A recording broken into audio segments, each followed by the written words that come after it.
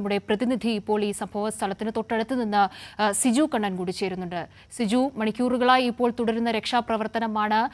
പ്രതീക്ഷ നൽകുന്ന കുടുംബത്തിനും ഒരു നാടിനും ഒന്നടങ്കം പ്രതീക്ഷ നൽകുന്ന എന്തെങ്കിലും സൂചനകൾ, ശുഭസൂചനകൾ രക്ഷാപ്രവർത്തനത്തിൽ നിന്ന് ഇപ്പോൾ ലഭിക്കുന്നുണ്ടോ?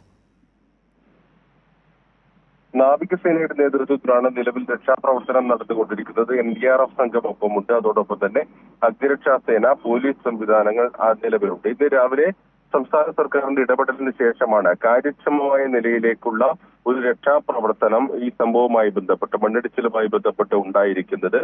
അർജുന്റെ സാന്നിധ്യം ഈ സ്ഥലത്ത്, അർജുൻ യാത്ര ചെയ്തിരുന്ന വാഹനത്തിന്റെ സാന്നിധ്യം GPS സംവിധാനം വഴി സ്ഥിരീകരിക്കാൻ കഴിയുന്നത്.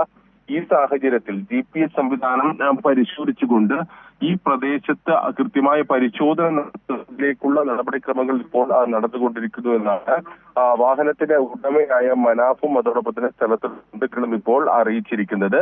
ആ രീതിയിലേക്ക് പരിശോധനകൾ വരികയാണ്. അതിന് 4 ദിവസം എടുത്തു എന്നുള്ളതാണ്. ചൊവ്വാഴ്ച രാവിലെ 8:30 കൂടിയാണ് അങ്കോളക്കും ഷിരൂരിനുമിടയിൽ ദേശീയപാതയിൽ ഈ അപകടമുണ്ടാകുന്നത്. വലിയ മണ്ണിടിച്ചിലിൽ റോഡിലേക്ക് വലിയ തോതിൽ മണ്ണും അതോടൊപ്പം തന്നെ കല്ലും പതിക്കുകയായിരുന്നു. കർണാടകയിലെ രാമനഗരയിൽ നിന്ന് മരവുമായി കല്ലായിലേക്ക് യാത്ര ചെയ്യുകയായിരുന്നു അർജുൻ ഈ സ്ഥലത്ത് സാധാരണ ദീർഘദൂര വാഹനങ്ങൾ നിർത്തിയിരുന്ന ഒരു സ്ഥലമാണ്.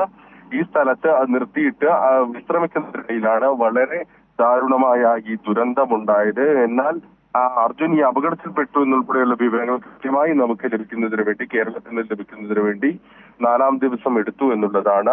ആദ്യഘട്ടത്തിൽ വലിയ തോതിലുള്ള നിലവിലത്തെ സാഹചര്യമാണ് സിജു കണ്ണൻ പറഞ്ഞത്. സിജു സൂചിപ്പിച്ച ഏറ്റവും പ്രധാനപ്പെട്ട കാര്യം, കേരളത്തിന്റെ സംസ്ഥാന സർക്കാരിന്റെ ഭാഗത്തു നിന്നുണ്ടായ ഒരു വലിയ സമ്മർദ്ദം ഇപ്പോൾ ഈ രക്ഷാപ്രവർത്തനം ഒരു പടിയെങ്കിലും മുന്നോട്ട് കടന്നിട്ടുണ്ടെങ്കിൽ അതിന് കാരണമായിട്ടുണ്ട്.